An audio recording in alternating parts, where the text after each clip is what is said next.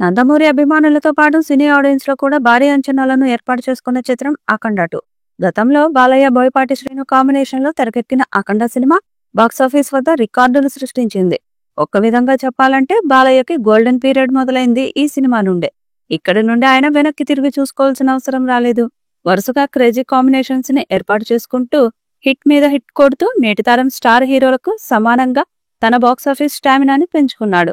అన్ని వర్గాల ప్రేక్షకులను విశేషంగా ఆకట్టుకున్న అఖండ లాంటి సినిమాకు సీక్వెల్ చేస్తే అంచనాలు ఎలా ఉంటాయో ప్రత్యేకించి చెప్పనవసరం లేదు.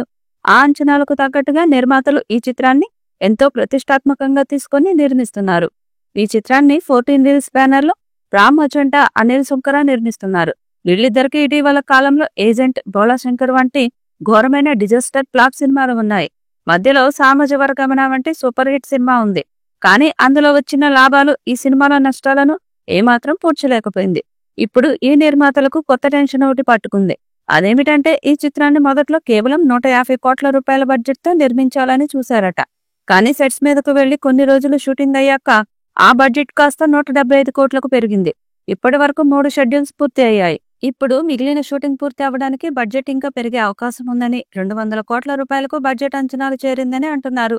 ఇప్పటికే బోయపాటి డైరెక్షన్ లో చేస్తున్న అఖండ 2 సినిమాతో సంచలనాన్ని క్రియేట్ చేయాలని చూస్తున్నాడు. ఇక ఇప్పటికే ఈ సినిమా శరవేగంగా షూటింగ్ జరుపుకుంటుంది. అయితే ఈ సినిమాలో ఒక ఫైట్ కోసం దాదాపు 5 కోట్ల వరకు ఖర్చు పెడుతున్నట్టుగా తెలుస్తుంది. మరి ఈ ఫైట్ సినిమా మొత్తానికి హైలైట్ గా నిలవబోతున్నట్లు కూడా వార్తలైతే వస్తున్నాయి. ఇక ఈ ఫైట్ తో సినిమా మీద అంచనాలను పెంచేస్తున్నారట. ప్రస్తుతం రామోజీ ఫిలిం సిటీలో ఈ ఫైట్ ని భారీ సెట్ వేసి మరీ షూట్ చేస్తున్నట్టుగా తెలుస్తుంది.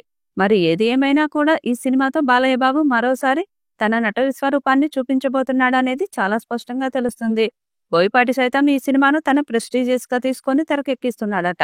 ఇప్పటికే ఆయన చేసిన స్కంద సినిమా భారీ డిజాస్టర్ అయింది. మరి ఇలాంటి సందర్భంలో అఖండ 2తో భారీ విజయాన్ని కొట్టాలని చూస్తున్నాడు.